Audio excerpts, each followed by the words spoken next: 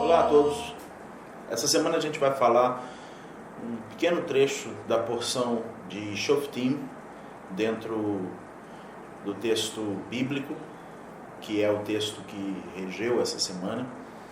Nós estamos aí no mês de Elul, é um mês de purificação, é um mês de conexão espiritual, um bom mês para buscarmos, estabelecer uma relação mais plena com o sagrado, nos preparando para Yom HaTruah, que é o nome em aramaico para o Ano Novo Cabalista, ou Rosh Hashanah, para quem segue a linha hebraica.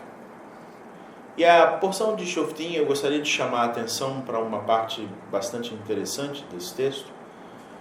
Tem um momento que ele começa a falar das guerras e ele começa a falar dos confrontos, e já vimos em outros vídeos que toda vez que o texto bíblico fala em guerras e fala em confrontos, não está falando da guerra com pessoas, ou outros povos. Ele está falando de uma guerra interna, uma guerra que nós temos que travar contra as nossas inclinações destrutivas, inclinações que nos tiram da proximidade da lucidez, da consciência e da luz infinita.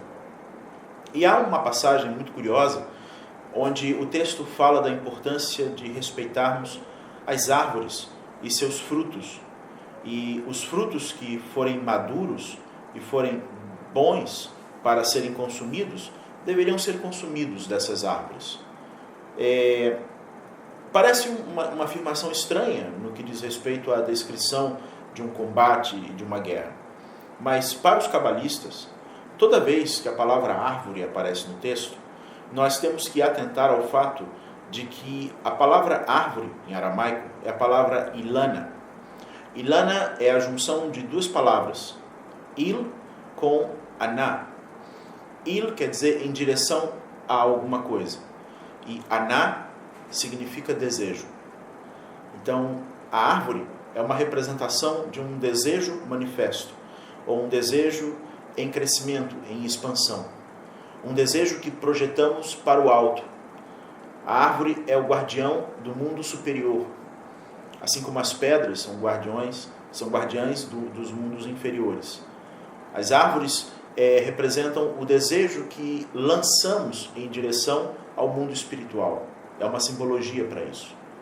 Então, todas as vezes que a expressão árvore aparece, no que diz respeito à ruptura do Jardim do Éden, no que diz respeito à descrição da árvore da vida, nós estamos falando de uma potência de desejo manifesta. E, como já vimos anteriormente em outros vídeos, a descrição da Cabala sobre a ideia do bem e do mal é um pouco diferente do que normalmente as pessoas imaginam.